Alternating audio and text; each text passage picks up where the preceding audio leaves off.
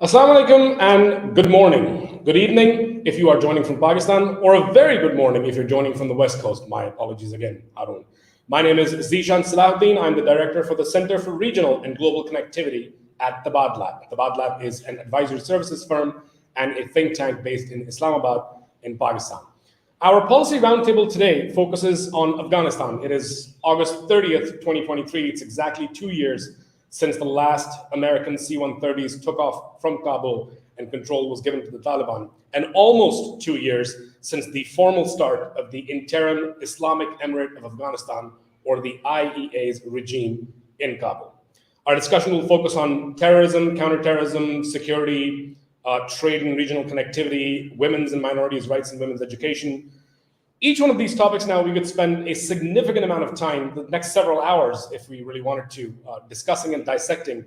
But the purpose of this roundtable is to really sort of assess Taliban governance in these areas and see where they have succeeded and where they are coming up short.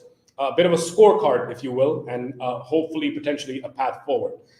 And to weigh in on the issue, we have a very august gathering of prominent experts. And to save on time, because if I were to go over the resumes of each one of these individuals, that would take up the rest of the time for this particular policy roundtable. I will share their titles, a brief background, and request them to share their specific expertise when they speak. So starting one by one, we have Richard Ponzio, the director of the Global Governance, Justice, and Security Program, and a senior fellow at the Stimson Center. He's also a former advisor to the State Department, specifically for the SRAP, the Special Representative on Afghanistan and Pakistan. Welcome, Richard. Thank you for joining us. We also have Kate Bateman, a senior expert on Afghanistan for USIP, the United States Institute of Peace. She also has a background in the State Department, specifically the Lessons Learned program for SIGAR being the Special Inspector General for Afghanistan Reconstruction. We have Harun Rahimi, Assistant Professor of Law at the American University of Afghanistan. And once again, Harun, my apologies for waking you up this early in the morning. He's also a Global Academy Scholar at MISA. We have Margarita Stanchetti, a correspondent for the Wall Street Journal, who's reported from a dozen different countries and was a Pulitzer finalist for her reporting on the IEA takeover in Kabul 2 years ago from on the ground. And finally, we have Iftikhar Firdaus, the founding editor for Khorasan Diary, my oldest friend on this particular panel. A lifetime ago, Ifti and I used to be journalists working together for broadcast media in Pakistan, even though that now actually feels like an entirely different life. Welcome, everyone, and thank you so much for joining us. I will go back and forth between all the guests asking questions pertaining to their expertise, and I would request you to keep your responses to somewhere between 3 to 6 minutes to ensure that we stay within the time frame of this particular roundtable. And then towards the end, I will come to each individual, give them maybe 30 seconds to 1 minute to share whatever policy recommendations they think are pertinent to the topic. And Iftikhar, I will start with you, put the spotlight on you. That's the disadvantage of knowing me for this long. A lot has happened in 2 years, and a lot we thought would happen, a lot we thought would not happen has happened. For example, there were some initial promises, some very prominent promises, starting all the way back in, I think it was on August 17th, which is when Zaybullah spoke about how Afghanistan would give full rights to females and that kind of thing, which really seems to have not picked up at all. In fact, if anything, it's become a very regressive government in that regard. Then there's the conversation about the internal rifts in Kandahar and Kabul, which seemed to be overblown, really didn't go anywhere. There's the conversation about Haqqani's influence, about Akhundzada consolidating power, especially in the last 7 to 8 months. Pakistan's control over the Taliban and whether or not we have any negotiating power left with them, especially considering the breakdown of the negotiations between the TTP and the government of Pakistan in November of last year. And of course, the flourishing of certain groups from a Pakistani perspective, the TTP, but several others. Walk us through the situation on the ground. Would it be accurate to say that the Afghanistan of today, left unchecked, especially with the Western attention as divided and as focused as it is by Ukraine, is a nightmare scenario 3 to 5 years down the line? Thank you, Zishan. You want me to answer that in 3 to 6 minutes. But I'll try my best to actually give a brief introduction actually to the questions that you've asked. You've seen a lot of it is actually, a lot of the panel actually knows, and a lot of audience that is tuned into this conversation, I'm pretty sure they're well aware of the situation in Afghanistan and the happenings that have been taking place. 2 years down the lane, as expected, because those people who knew the Taliban and as well as the developments that were taking place in the background didn't have much of an expectation actually from the scenario that has turned out the way that it is. But as far as you saying that it's been a nightmare for women and education in particular, I don't see any ray of hope even in the near future that that is a problem that would be solved. Rather, we see that the Afghan Taliban are tightening the noose around a lot of human rights, ventures, as well as international donor organizations, and as well as many other liberties that the Afghan civilians previously enjoyed under previous governments. Those don't seem to be something that are viable options any longer.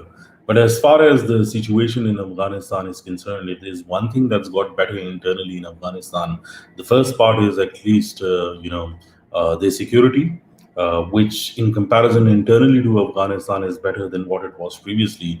Because when you bring in one of the main stakeholders of violence or the conflict actor into the governance prospects, and that was bound to happen.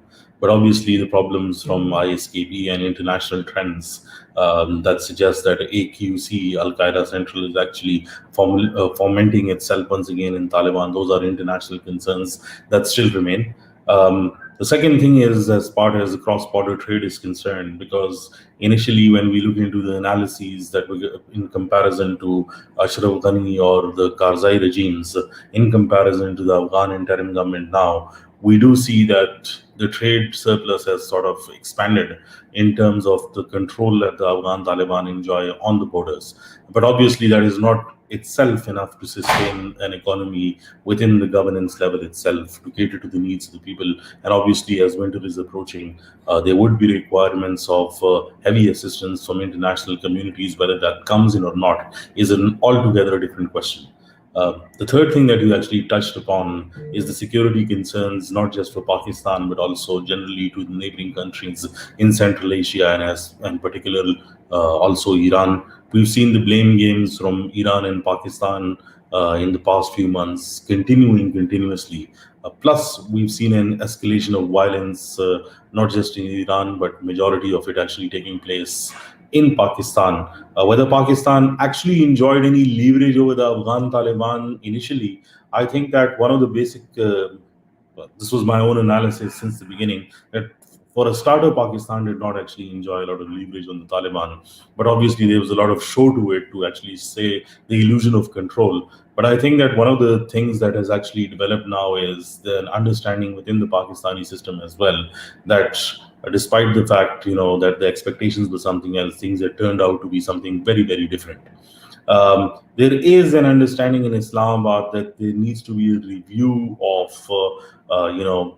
at the policy level of the relationship with the Afghan Taliban. But obviously, before any sort of action takes place or any sort of ground appearance of that appears, there has to be a thorough thought process. Because if it's taken 20 years for the Afghan Taliban to come into power, the expectation is that it will be there almost for half of the time at least. Whether the Project Taliban that is supported locally and globally initially as one of the elements to sustain peace in Afghanistan is sustainable or not, that is something for the audience and the speakers actually to comment about. But my personal opinion is that if anybody has any expectations that the Taliban would actually give up their liberty, or in terms of what they actually ideologically think of a model of governance, they would give it up for the sake of civil liberties and what we actually think in the form of Western governments or democracies in general. I don't think that that is a possibility anytime soon. We might see more stringent measures and more curbs inside Afghanistan.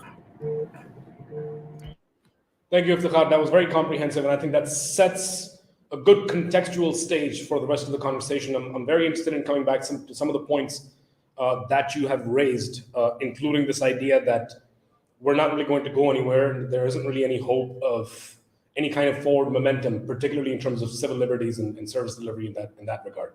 Margarita, I'll come to you next. One of the things that has been brought up quite a bit in the past is, especially in the first year, is that this is not the Taliban of the 90s. This is a very different beast. We've seen, very different statements coming out of them. They're more aware of the world. They have, engaged with a range of different entities. And we've also seen dozens of international missions open up embassies, or at the very least, open up ties with the Taliban regime. What really is the difference at this point between the Taliban of the 90s and now, and what should be the behavior of Western countries towards them? There are obviously big differences, but also I feel like the Taliban this time around had a chance to learn from their mistakes, and I'm not entirely sure they've taken up those lessons.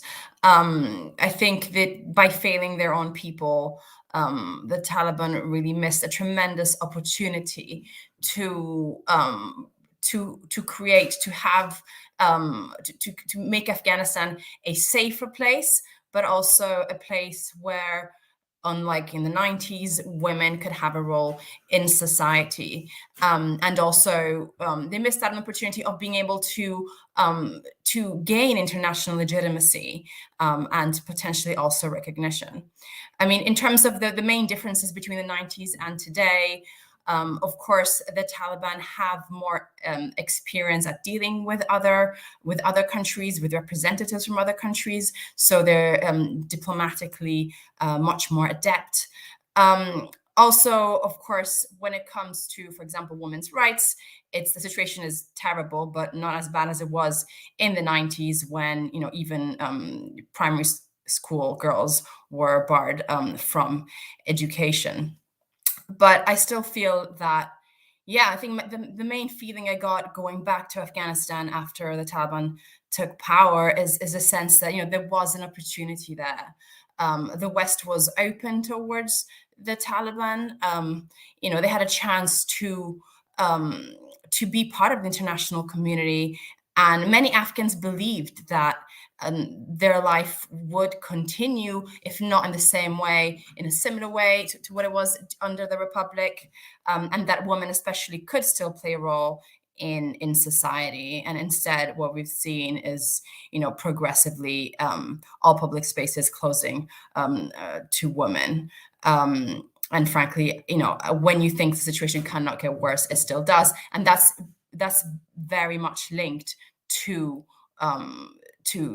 the relationship between Afghanistan and the rest of the world. I mean, that's the single biggest issue that prevents international engagement with the Taliban. And this, of course, has a cascading effect on all sorts of sectors. For example, from aid to, not to mention, to development assistance, but also to things like, education and if women can't study and can't work, that means there won't be any female doctors. And if women can't get access to aid, it means their own children risk starving. So it's not just, when we talk about women and, what lessons the Taliban could have learned, is that, it's really not just about women, it's about society as a whole.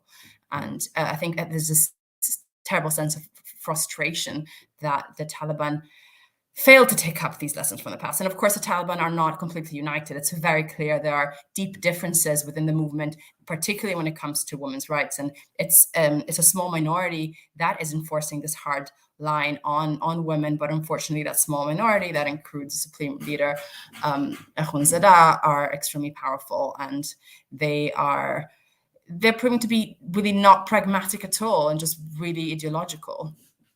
And I think that's, they're their own worst enemies in some ways. Yep, absolutely. Harun, I'm going to come to you for a legal perspective on this. There's a lot more to be said about women's rights and minorities' rights in Afghanistan and about female education, and we'll cover that in just a little bit.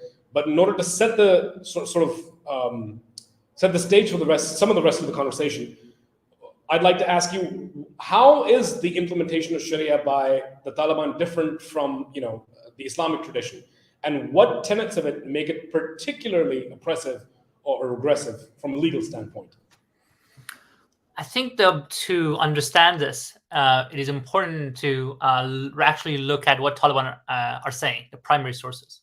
if you read what the Taliban legal system has produced, and there's not a ton, but there are some, you get a window into the way their political imaginaries, the way they imagine the Islamic Emirate operate. One source is the Acting Chief Justice book that is literally called Islamic Emirate and its Order, but there have also been a number of legislations. And Taliban regime is unique in a sense that when they publish a legislation, they actually include footnotes. So every provision of the code has a footnote to a pre-modern Islamic source of jurisprudence. If you look at those, what you see is that they are actually pretty serious about the state building, but they take their reference points from somewhere else. They rely heavily on pre-modern Islamic jurisprudence, primarily Hanafi jurisprudence, but not exclusively Hanafi jurisprudence. For example, they reference the Majalla, which was a compilation of authoritative opinions of Hanafi jurisprudence in late Ottoman era. The Taliban have referenced the Fatawi Dehlavi, which is from the Mughal Empire in the subcontinent. They have referenced Ahkam al-Sultaniya, which is from the Abbasid era, the political system in Abbasid era, among others. So there is a sense that they're actually taking a state building seriously, but their reference points are different. They're not thinking in terms of human rights or in terms of the progressive legal imaginaries that we share, maybe on this panel. They're looking to different sources. But as kind of, I think you alluded to, their applications, the way they're implementing these sources are much more oppressive than it has been the case historically in Islam. And it begs the question of why that is. And in my opinion, it has to do with the way they are implementing the Sharia in Afghanistan. Historically, Sharia has operated independent from the state. The ulama, the religious scholars, have been part of the communities. They have been embedded in the communities. The evolution, development, and expansion of Islamic jurisprudence has been very much driven by local needs. The state has had very limited influence in areas of lawmaking, which was completely outside the realm of state power. Legislature did not exist in the state. It was the class of ulama that in kind of interactions with the local population would reshape and refine the Islamic jurisprudence. There were some issues that were justiciable historically. I mean, you could go to courts to get your issues resolved, but the function of the courts were conflict management, were never to attempt social engineering, quote unquote, which is a very modern idea of using law to shape and create new subjectivities, kind of create new Muslims or create new, in the modern sense, like Frenchmen or Englishmen, right? Taliban have basically changed that. In the hands of Taliban, they are using Sharia as a comparative tool to legislations in other modern states, as a way to implement social engineering, as a way to create a new form, as they would call it, a new Muslim, kind of what they consider to be a good Afghan, a good Muslim. But they're doing it from a very top-down, state-led kind of approach, which is very antithetical to the way that Sharia historically has operated. Sharia historically has been very localized. I mean, judges would be in conversation with muftis who would supply different disputants with fatwas, and the judges would try to manage the disputes and conflicting fatwas. And it was very highly localized and highly divergent from one area to another area, to the point that people like Max Weber would call it the Qadi law, the law of the judge, as being very unpredictable because of the fact that it had to take into account all those local issues.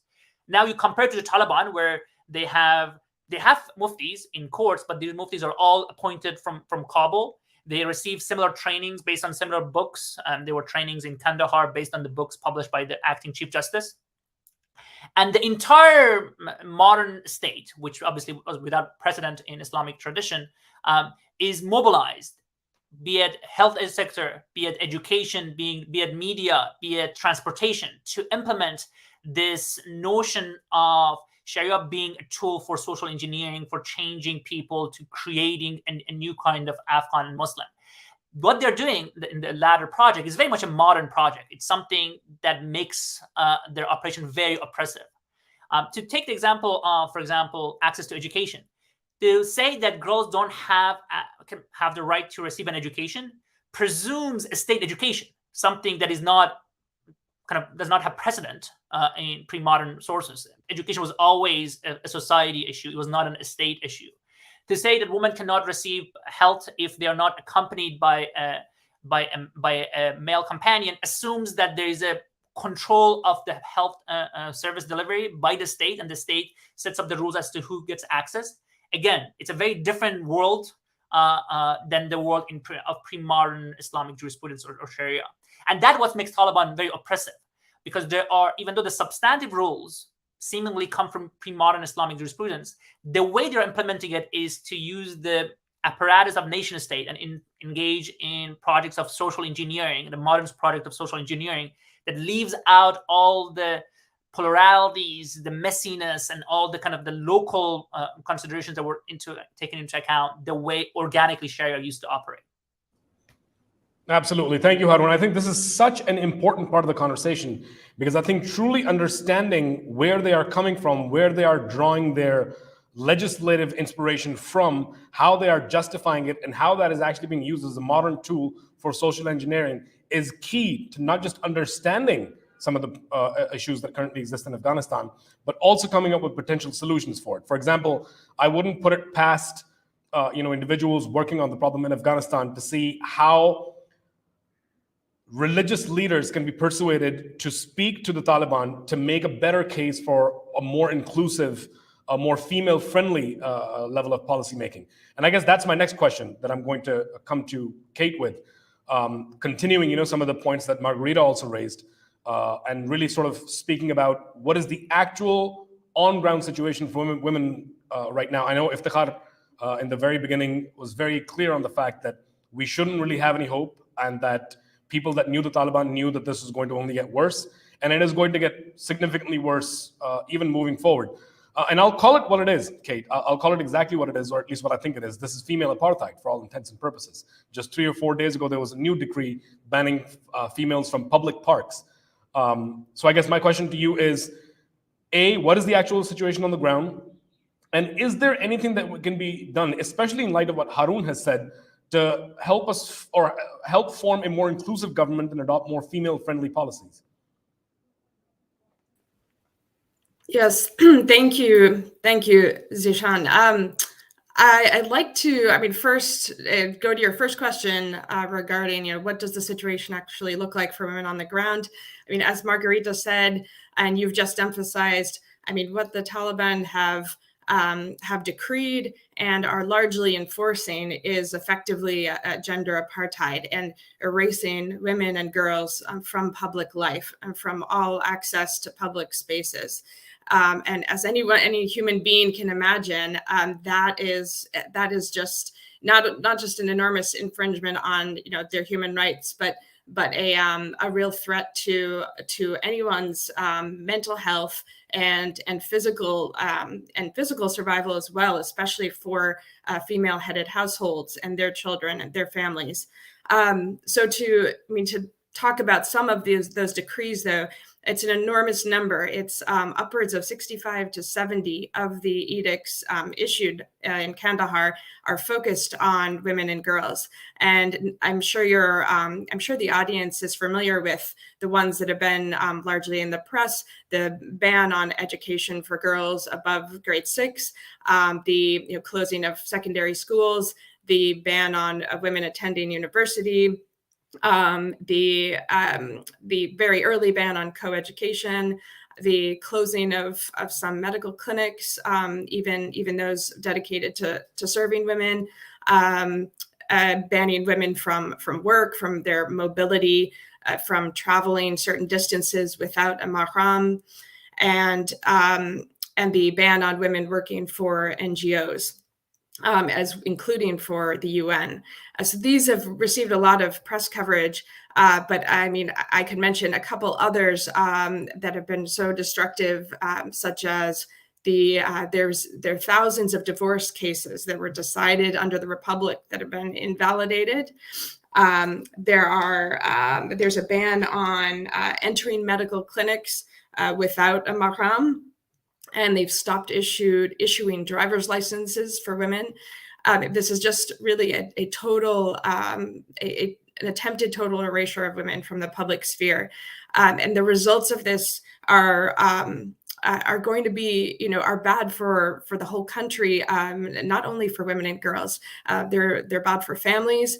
They're bad for the economy.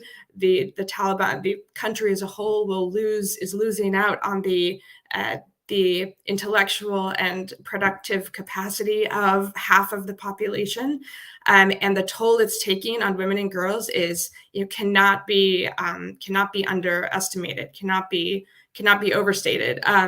There's a really troubling rise in female suicides. Girls as young as in their early teens. The Taliban is banning medical clinics from sharing statistics on attempted and successful suicides by women and girls.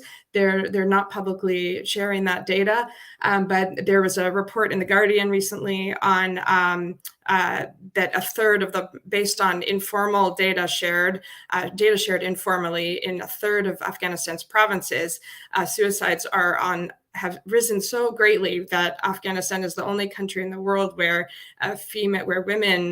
suicides by women outstrips those by men. This is especially troubling because suicide is such a shameful act in Islam that we can assume that the numbers are actually much greater, and families are not reporting or are hiding the fact that some deaths or some health problems are from attempted suicide. But I want to shift to, a bit more positive message, and that is that I don't think the picture is entirely hopeless.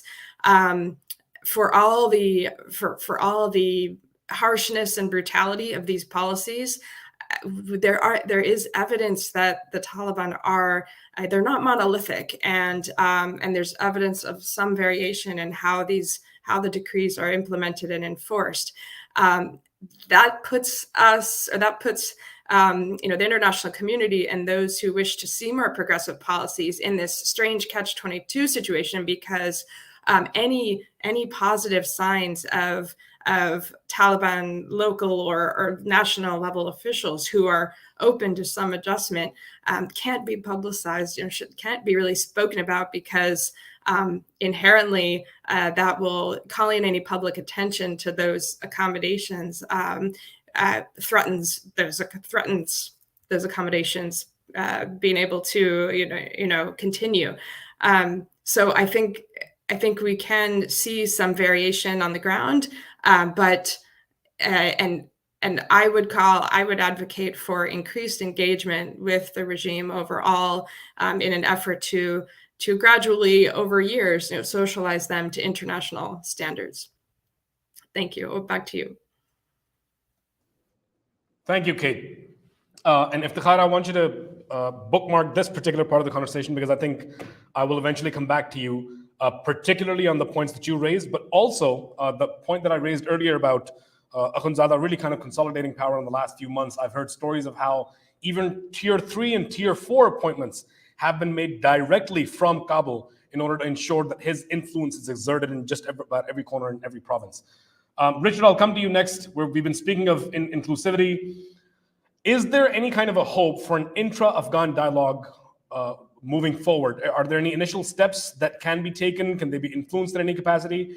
As I mentioned earlier, I keep hearing of these provincial jirgas that might be created, and it seems more lip service than anything else, because they don't necessarily seem representative, and certainly not a representative advisory body. It's more of another mechanism of control, while sort of using this visage of inclusivity.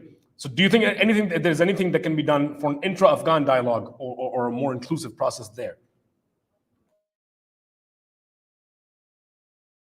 Especially because I began my think tank career in Islamabad years ago, working with the Mahbub-ul Haq Human Development Center, where I made my first visit to the Khyber Pass, and my appreciation for Afghanistan the last 2 decades grew from that period.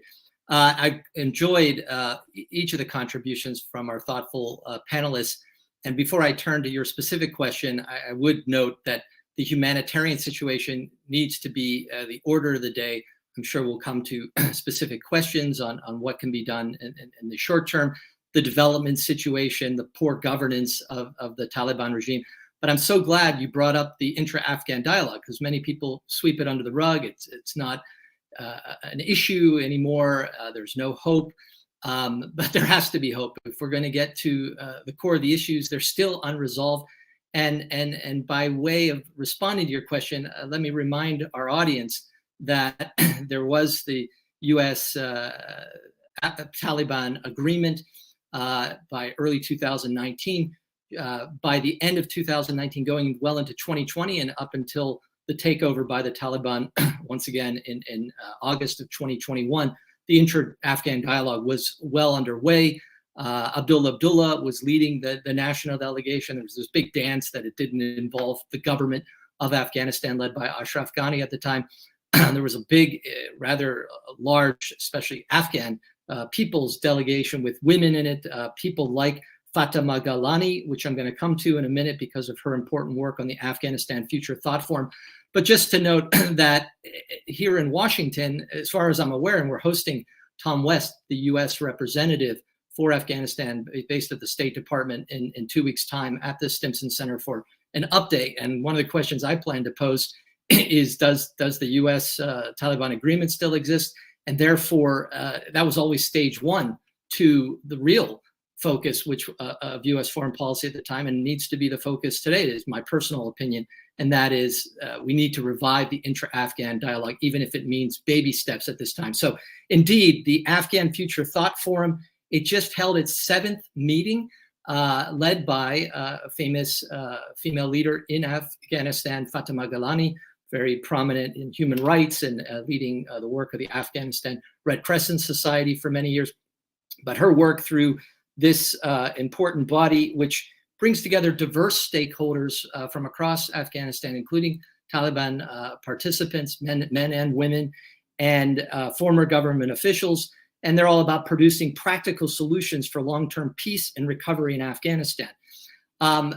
It's through that vehicle, it's my understanding and my personal hope, because I see the prestige and efficacy of this initiative to contribute to these provincial jirgas that we're hearing about, talk of the UN system, which is a strong part of my own background in engagement in Afghanistan over the last decades, through 2 decades, through the UN system, and understanding the UN as a peacemaking organization, first and foremost. It's trying to foster dialogues, starting at the local level, building on traditional institutions. My own research for my doctoral dissertation years ago was on the bond process, 2001 to 2005, a series of jirgas, emergency law jirga, constitutional law jirga. These were key steps building on this mechanism that's been in play for some 300 years, beginning of modern Afghan history, one could argue. And I think, and then there's been subsequent peace jirgas over the years. Ahmad Karzai, among others, really, I would say, tried their best to bring the Taliban in the fold. That could have been done during those early years. That's one of the big frustrations and reflections that many of us have had, that it should have happened in that 2003, 4, 5 period, heading into those 2 rounds of initial elections. And there have been many elections since then. And that gets to, the main point, which is the non-Taliban factions being engaged by the Taliban. We'll need some kind of jirga mechanism, call it whatever the Taliban want to call it, but start to build this inclusive government, which we're far from it. I think it goes without saying, there's been so many strikes for assessing the last 2 years, starting with the challenges of women and girls that Kate and Margarita have spoken eloquently to. But it's really the lack of an inclusive governance structure. It's failures outright of harboring terrorists like Ayman Zawahiri. So there's a lot that the Taliban has to answer to. But I think first and foremost, and steps in the right direction to really resolving issues still at the heart of the conflict and the poor governance in the country, is opening up. And of course, women being part of a post current regime. It was supposed to be an interim government regime. Let's get beyond interim now, and let's start to open up and engage these other other partners in Afghanistan in the future governance of the country in a way that is truly inclusive, but on the path towards real stability in the country. Agreed, Richard. And I would very much agree with the point on moving past the interim. I think the entire reason why we used to call them the interim IEA was because the idea was that it was a temporary setup and eventually a more inclusive system of governance would be put in place, which seems to be all but a pipe dream at this point. The last time I interacted with Tom West was a couple of months ago when USIP hosted him in Islamabad. I asked him the same question, actually. He gave a very diplomatic response. So I'm hoping that you would be able to get a little more of a concrete answer out of him when you meet him in 2 weeks. Please do let me know. I'm very interested in that answer. And the last comment that I'll make on everything that you said, Richard, has to do with the legitimization of the Taliban. And yes, I completely agree with the Doha Agreement in place. If I'm not mistaken, my team can correct me. I think it was Feb 29th, 2020, the leap day, actually, when the agreement was signed. And that's long before the Taliban took over Afghanistan. And I would also remind viewers at this point that that agreement did not have the Republic anywhere near it. They weren't even a part of the negotiations. And that, for me, was the first step in the formal recognition, so to speak, of the Afghan Taliban and them as, especially as a political entity. And, you know, we keep talking about this issue of recognition. It's not like the White House has, I don't know, like a recognition lever for states that they can pull and suddenly a state is recognized. I think it's more of the normalization of relationships with the state. And I think that happened long before the takeover of Kabul by the Taliban. Margarita, I'll come to you next. We've spoken quite a bit about the situation on the ground. And I would also like your comments on what the responsibility is of the West towards all this and how the IEA can be influenced in certain ways, bearing in mind especially that I think almost nobody really understands how they negotiate. And an over-focus on any one element seems to really turn into a pain point than an actual negotiation tactic. In fact, I would argue that if you approach the IEA with anything and you put something on the table in front of them and say, we want this, they will quite literally pick it up, throw it in the garbage, and say, okay, well, that's out of the question, but what else is it that we can actually speak about? So keeping that in mind, and also keeping what Richard said about the humanitarian crisis unfolding, a comment from you on that. Yeah, so first of all, in terms of, you know, what responsibility the West has over the current situation in Afghanistan, I think it bears not all the responsibility, but a huge chunk of the responsibility. It starts from the terms of the withdrawal of the security forces and how they essentially, you know, Western forces, Western countries handed over the country to the Taliban. The peace process was seriously mishandled. There was no serious attempt at really ensuring there would be a government that would be more representative. The country was basically handed over to the Taliban with very little thought about what would happen after that.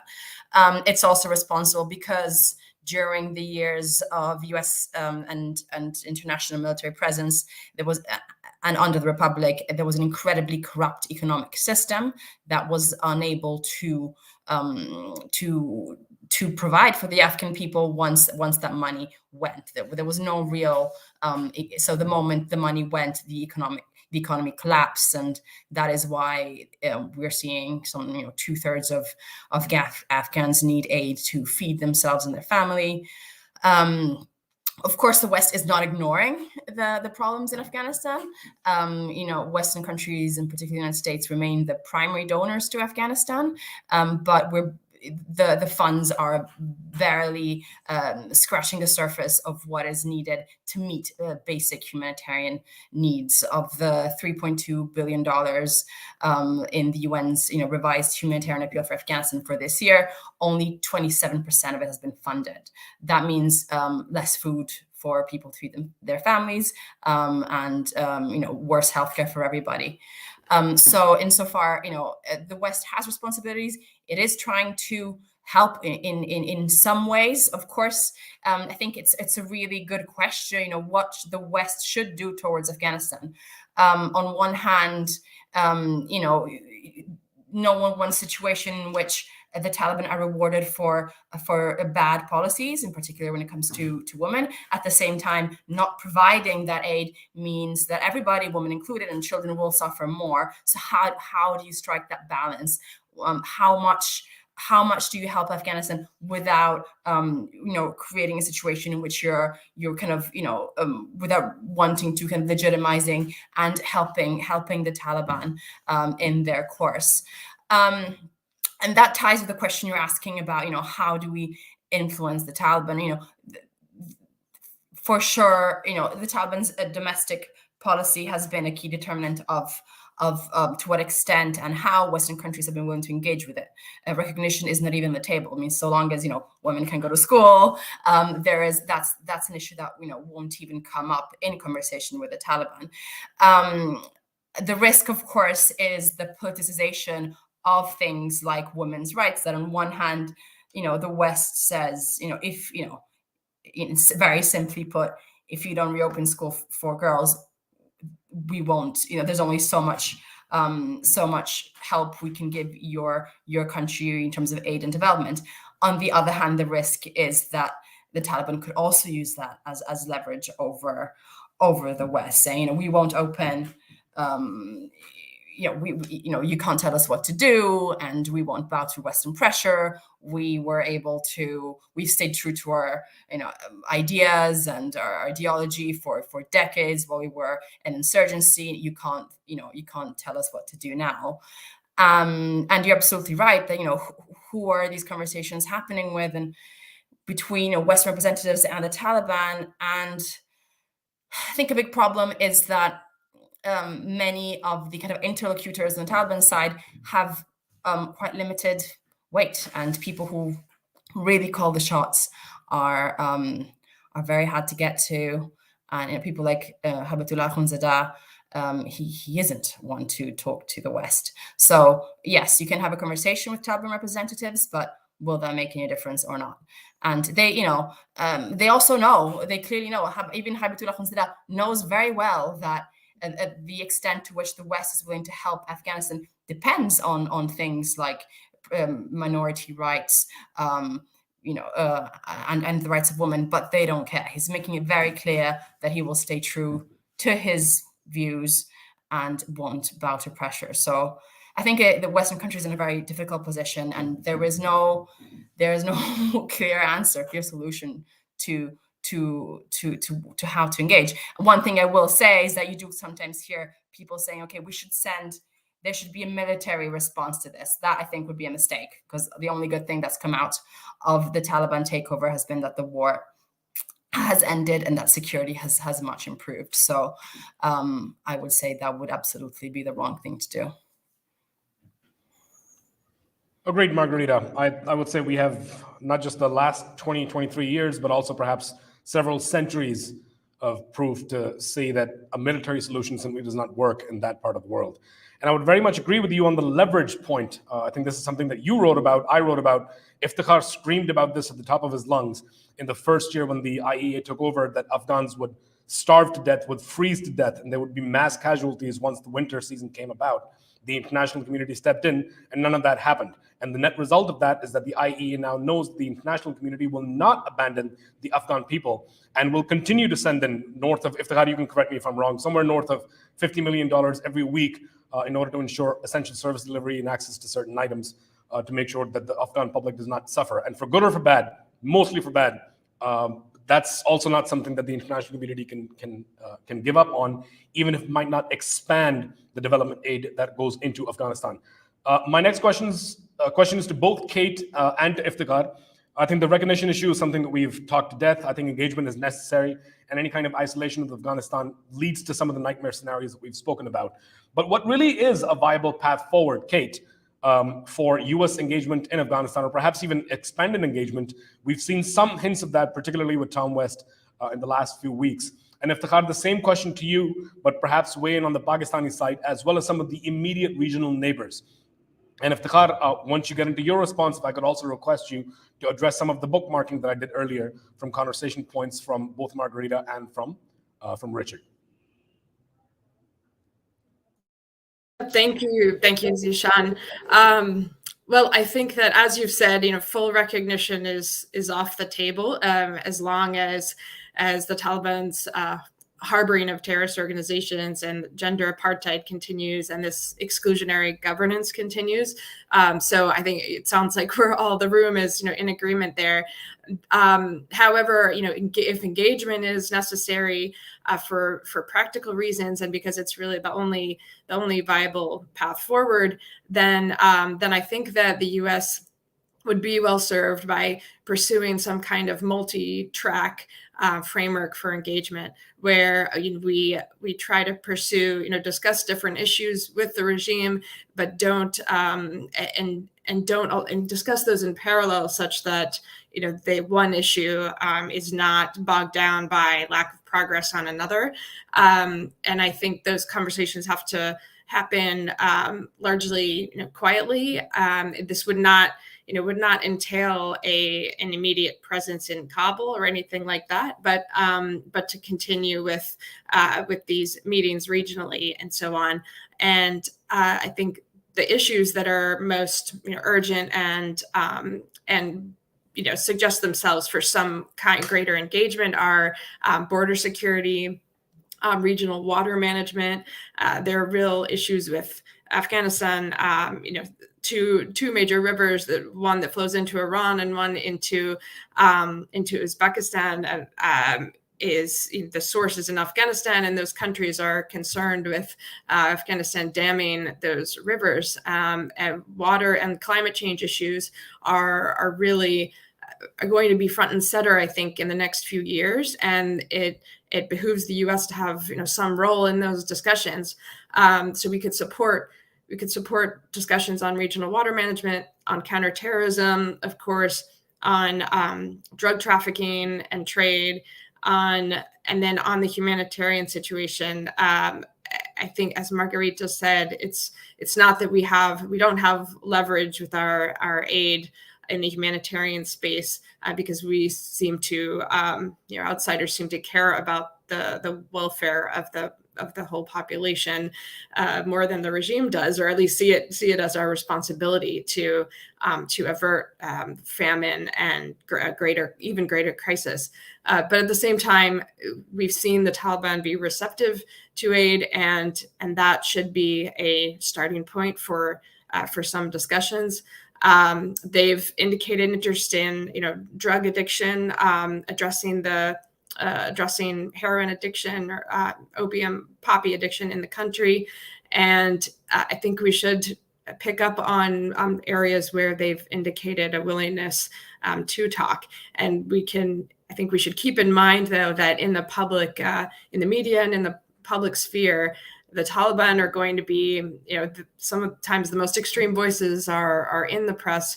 They're going to be in a position where opposition to the West is still part of their identity, and thus some of the progress we make has to be very quiet and out of the public eye, because the Taliban have an interest in not promoting or publicizing their engagement with the West, in effect.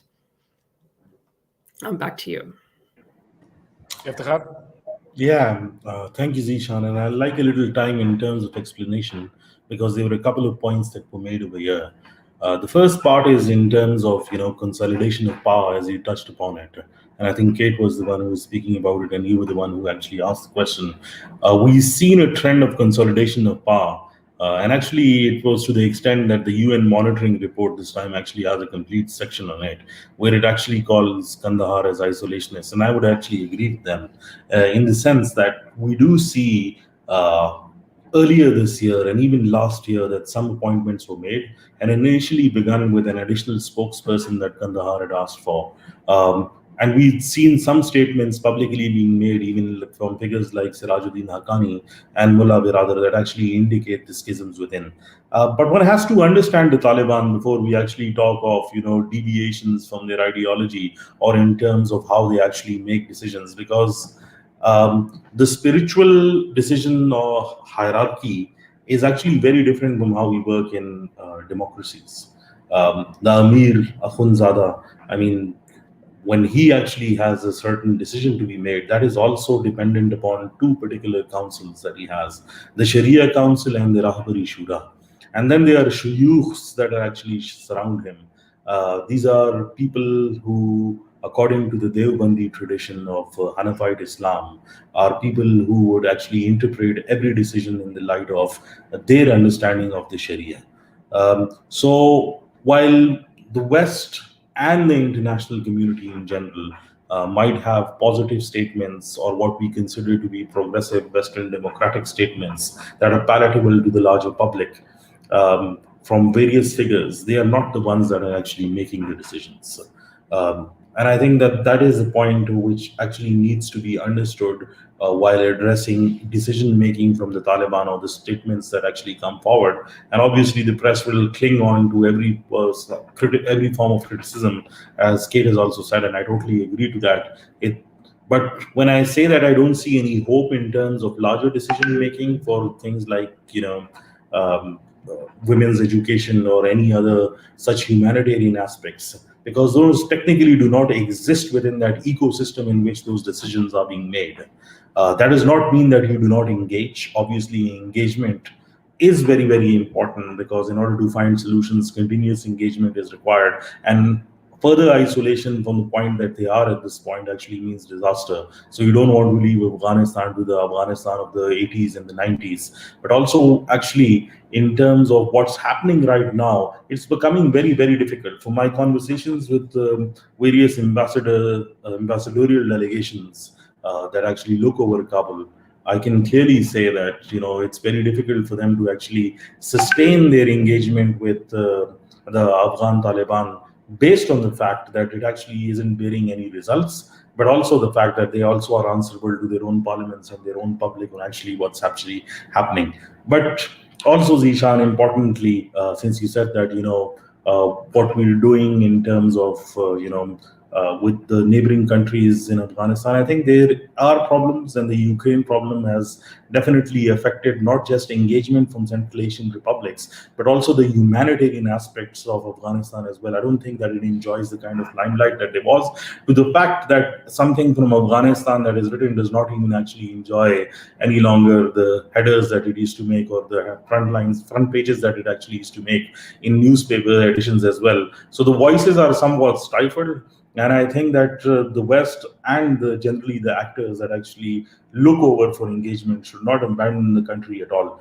But importantly, there needs to be a certain kind of an understanding which indicates that some progress is being made.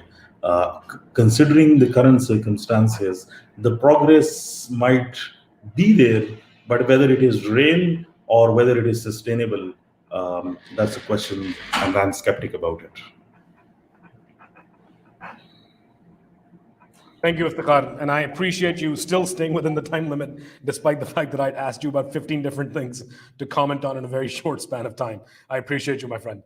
Harun, I'm going to come back to you. I think a good perspective here would be an international law perspective. Is there anything in international law that can be brought to bear on the IEA?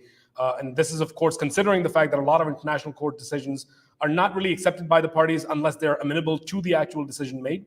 And is lawmaking for the Afghan population entirely an internal matter for Afghanistan, with very little, room for legal recourse, especially for those segments of society, particularly minorities and women, that might be suffering the most?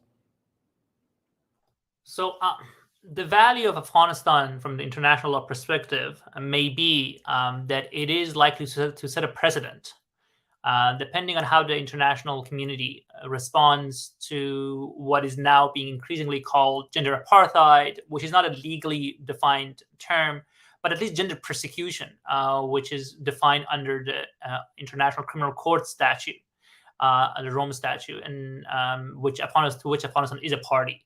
So the response the international community has to the Taliban, whether formal legal recognition will be forthcoming, may set the precedent, legal precedent, because actions of the states on the international level does create legal effect. So I think there is a lot of interest in Afghanistan, and I include myself, to try to lay out the legal case for being cautious about the ramifications of the way Taliban are integrated or welcome back to the international community, and what safeguards must be put in place to make sure that the international law is not evolving towards a future where women's rights are protected in a robust way, and we don't see a backsliding.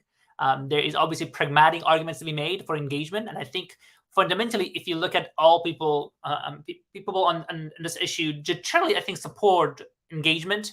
It is just the fact that the word engagement has become very politicized, and people often think of engagement and next thing in their mind is normalization and recognition, and they see it as a slippery slope. But I think very few would deny the need to engage currently, if for nothing else, for the humanitarian issues. But it's also the issue of trying to take baby steps towards intra-Afghan dialogue, which may seem impossible at the moment, but I mean, there is really no other way out, kind of sustainable way out of this crisis without that. My personal take is that the way to actually move forward, and I mean move forward doesn't mean that there is an easy solution around the corner and that if we tweak this and that, we're going to have a breakthrough. I don't believe a breakthrough is possible without a change within the Taliban regime, which I don't see the signs of it happening, because it is going to come down to how Taliban decide to rule the country. I mean, that is like the fundamental building block. There are things you can do here and there, and I think there are things we can do, but the fundamental breakthrough will come from how Taliban decide to change the way they rule the country, and I don't see signs they are changing. So taking Taliban's action as an exogenous factor, I think the way forward is to integrate the issues of human rights and humanitarian issues, because right now they are thought of by many or posed as either or as trade-offs. If you want to make advancement on human rights, you have to be willing to make sure that people suffer under humanitarian conditions as a way to get leverage on the Taliban or maybe on the population to turn them against Taliban. And if you want to advance the humanitarian issues or advance the economic growth or try to remove the constraints so the economy could adjust, I mean, economic growth may not be the right term, you would have to compromise on human rights issues. I think that's a very false choice that is presented. And I think there is the serious work we can do is to interrogate that framing. And I think the way forward is to think about improving people's livelihoods as a part of the human rights conversation, and think of human rights conversation as a part of improving people's livelihood, because they are very much, I think, interrelated, at least in the way people live their realities on the ground. And I think it would possibly create some areas of common grounds with the current authorities, because as it was said, the current authorities, at least some of them, are sensitive to the sufferings on the ground. They may not be willing to reverse ideologically very much inflexible positions, but they're willing to, I think, extend some olive branch if it's going to have returns on economic outputs in the country. And I think there's a lot of common grounds that could advance human well-being, Afghan well-beings, and the human rights discourse and the economic conditions if we try to get out of this mindset of human rights versus humanitarian or economic assistance. It's a very important point, Harun. Like I said in the beginning of this conversation, I think for each one of these individual points, we could spend several hours discussing it. This really is more of a surface level conversation to, at the very least, address some of the pressing issues in Afghanistan 2 years after the IEA being in power. Richard, I'm going to come to you with a big question. We've established that engagement is necessary. The precise modalities of that engagement, of course, vary from state to state and from actor to actor, but that's neither here nor there. My question to you is that we've spoken a little bit about trade and a little bit about regional cooperation, but what does that actually hold for Afghanistan in terms of bringing greater stability and economic opportunity to the Afghan people and its neighbors, particularly in light of the fact that half of the population is denied the economic empowerment and the ability to access, the economic side of things. And perhaps a little bit of a comment on how the UN is working inside Afghanistan and what lessons can be drawn from there would also be very useful to this conversation here. Thank you, Zishan. I'll comment specifically on your question about the role of regional economic cooperation, not just stability, but the economic opportunities for the Afghan people. But I think it's important to take a step back, especially being here in Washington, to note that it was the U.S. South Asia strategy in 2017 that really, in particular, pinpointed Pakistan and its alleged support for the Taliban at the time, and to get the Taliban to the table, the peace process, the Doha process that we discussed in my last question. posed to me. But at the same time, the northern neighbors, the Central Asia Five, extremely important, especially on the economic front, but holding out opportunities to be engaged on political strategic issues. And indeed, Tashkent, Uzbekistan, hosted a major meeting in March of 2018 that was, I think, integral to these questions of not only regional economic cooperation, but syncing it up, making economic opportunities a step towards peace building and the broader political strategic framework for the region. And that, is all tied to a process that's been going on since around 2005, the Heart of Asia, also known as the Istanbul process, linking political strategic issues with economic cooperation opportunities for the region. This is getting to the core economic interests. We know Pakistan, India, energy deficient countries can benefit tremendously from the immense energy resources of Central Asia. The first thing that I always talked about, the Tapi pipeline, which many people are aware the Taliban had actively supported the last time they were in power in the late 1990s in Afghanistan. We know that the Heart of Asia was sort of based on the model of the Organization for Security and Cooperation Europe, which is going through tough times right now, to put it mildly, in connection with the Russia invasion of Ukraine. We don't have Heart of Asia now, and it needs to be resuscitated. But maybe as a first step, and to really get to the core of your question, revitalizing a simpler, more technical focused framework called the Regional Economic Cooperation Conference for Afghanistan. As far as I'm aware, the last meeting was around 2018 in Turkmenistan, but there had been 7 or 8 since around 2004. And they really pinpointed very specific projects of benefit to the Central Asian and the South Asian countries, using Afghanistan as a trade and transport hub. So it's much more than just energy. It's the trade flows. I'm glad that Iftikhar brought up at the beginning, the surplus and trade revenues. There's a lot more that can be done just on the issues of customs and border operations for revenue generation for Afghanistan, especially if what is true that we're hearing about the latest decree of cracking down on opium production in the country, if that is true, and certainly a welcome development. But beyond trade and transport and the energy issues, there's just so much more that can be done at the business to business, people to people level, and that's something that had been facilitated for basically the last 2 decades through processes like the Regional Economic Cooperation Conference for Afghanistan. On the last point of your question about the UN's role, unlike the bilateral aid donors, which have virtually pulled out except for channeling aid through their national NGOs, the UN is the big game in town still, with staff, thousands of staff throughout the country, not just in Kabul. They can be a key partner. They had been already involved in issues of trade facilitation and support to these frameworks, the RECA conferences, as well as the Heart of Asia, to take baby steps towards resuscitating that, alongside what I said earlier on the intra-Afghan dialogue, is critical. And yes, let me finish with a sobering note, though, that questioning the involvement of Afghan women working with the UN system has been a major headache, to put it mildly.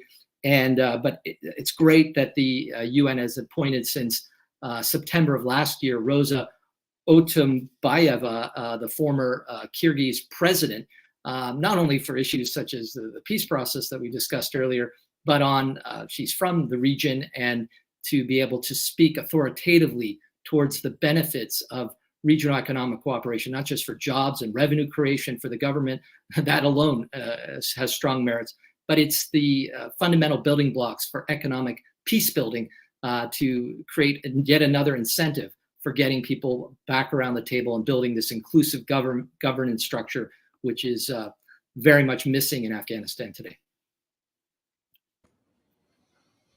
Thank you, Richard, for that comprehensive take. And yes, I completely agree. I think the Central Asian conversation is actually perhaps the most important bit in all this, not only from the point of view that Central Asia is also sort of becoming this battleground, especially after the invasion of Ukraine, for both Russia and NATO to both exert and mitigate Russian influence in the region, but also because as primarily a landlocked region with really only Russian access to ports, the most logical access for Central Asia, for shipping lanes, for trade routes, for undersea submarine cables is actually through Pakistan.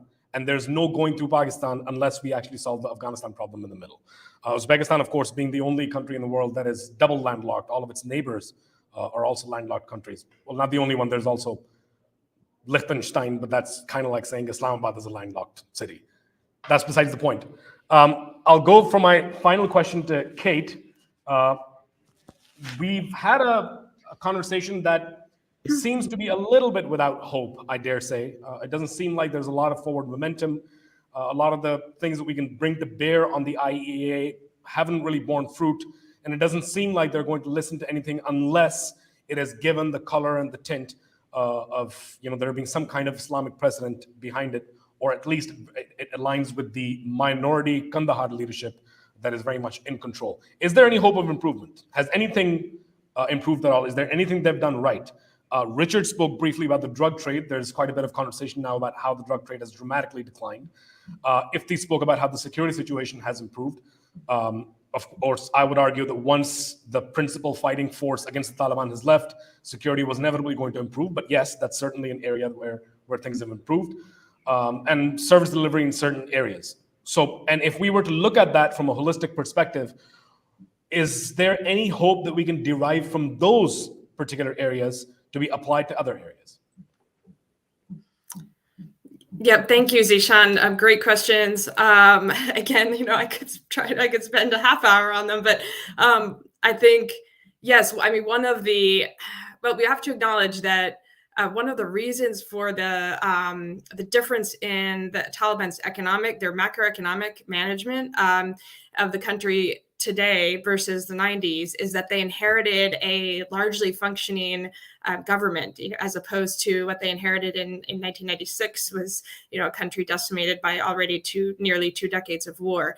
So we have seen, there are these somewhat positive, economic indicators right now of a stable exchange rate, low inflation, increasing exports, and overall a decent much better than expected macroeconomic management. And some of that, we can chalk up to the fact that the Taliban has the benefit of this large civil service. And to their credit, we could say that they've allowed the men, at least, most civil servants to remain in their jobs. Some senior level, appointments, they're inserting very, unqualified clerics in some cases. But we can say that the evidence shows, because of these relatively stable macroeconomic indicators, you can see that they've done something better than they did in the 90s there. And on the other hand, so does that indicate hope for the future? I think we should, where possible, give them some credit for that. I think we also need to continue working to integrate Afghanistan into the international banking system, the international financial system, engage with the private sector more. As Haroon, great point Haroon made, that we should be careful to not pit two sets of rights against each other, right? That more aid should be shifted to livelihood support, and it'll be critical that that donors do not drastically cut off aid in the next 6 to 12 months. We're already seeing declining aid in 2023 compared to 2022, and we have to avoid another massive shock to the economy that we saw in 2021. But again, back to your question. Do we see any hope on the rights and liberties side and on governance? I don't think that we should be. I think we should be realistic that, as you said, the status quo may hold for quite some time, and that the most powerful source of change and driver of change and moderation in these policies will come from inside the country and will come from Afghans themselves.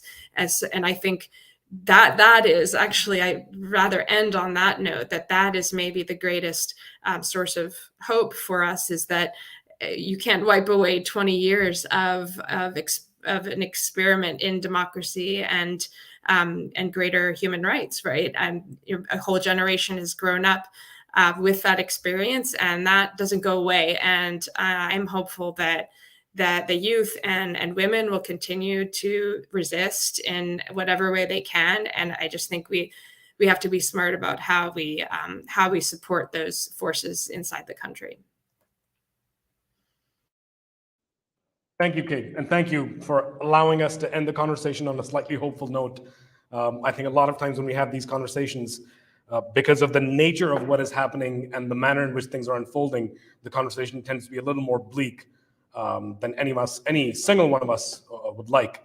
I'd like to move on to policy recommendations just very quickly, 30 seconds to a minute, in the areas that you specialize in the most, starting with Iftikhar, then Margarita, Harun, Kate, and then Richard. I think, Zishan, for me, the policy recommendation is actually the people of Afghanistan and make their lives better in one way or another. We still see a mass exodus from Afghanistan, and that's something that hasn't stopped as yet. Not just towards Western countries, but more towards Iran and Pakistan, with governments themselves stressed economically. On daily basis on Chaman and Torkham, and what I've actually witnessed is people moving out in miserable conditions. I think the humanitarian crisis needs to be put in perspective before any political decisions or power tussles are kept in the picture. And I really, really hope that the Ukraine war does not overshadow that perspective, and the lives of the people of Afghanistan are actually made better.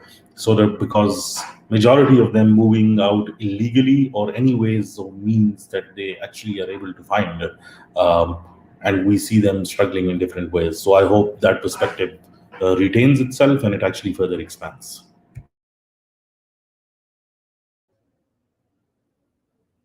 Margarita?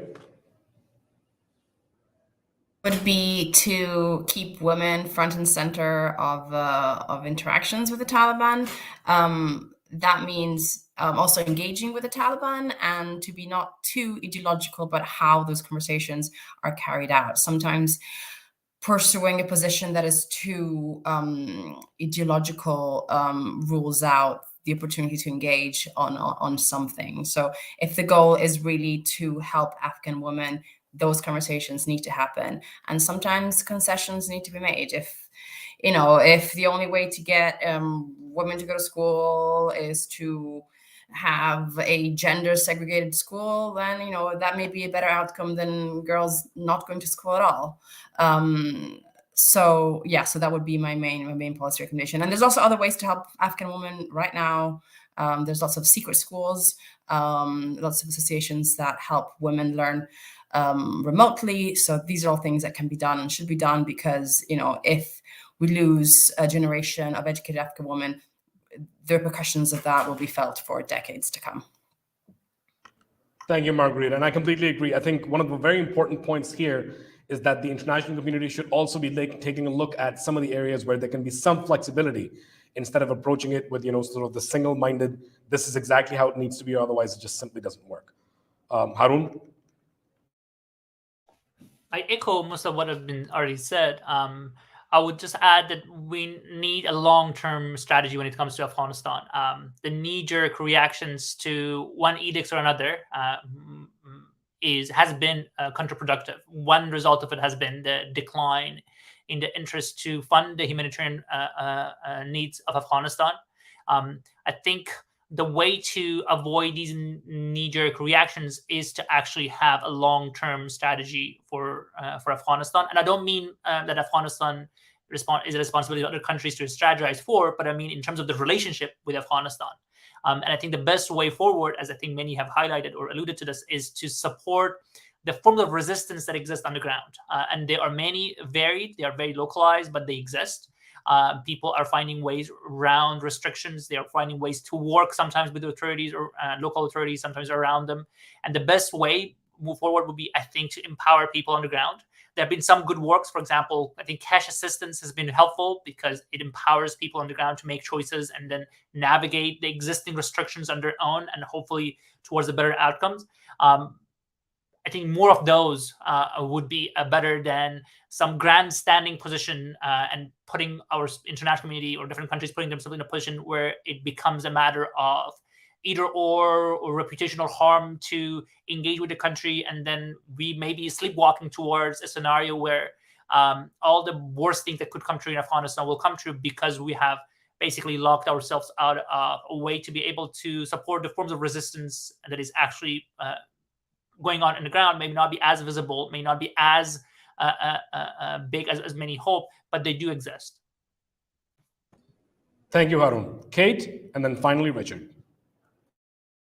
I'd associate myself with everything that has just been said, and I'd add that again, emphasize what I earlier mentioned, to avoid a drastic cutoff in aid, to shift more of the aid to livelihood support.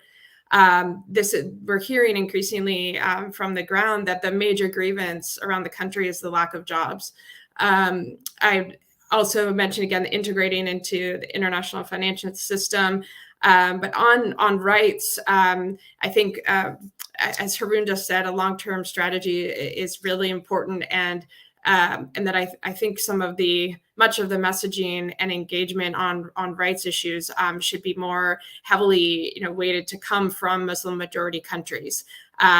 Even if there are many indications the Taliban doesn't even want to listen to the Saudis, the Pakistanis, others on those issues, I think maybe some engagement in the religious scholarly community could help, and then I think being focused on holding the consensus on non-recognition is important, as long as we don't see visible improvement.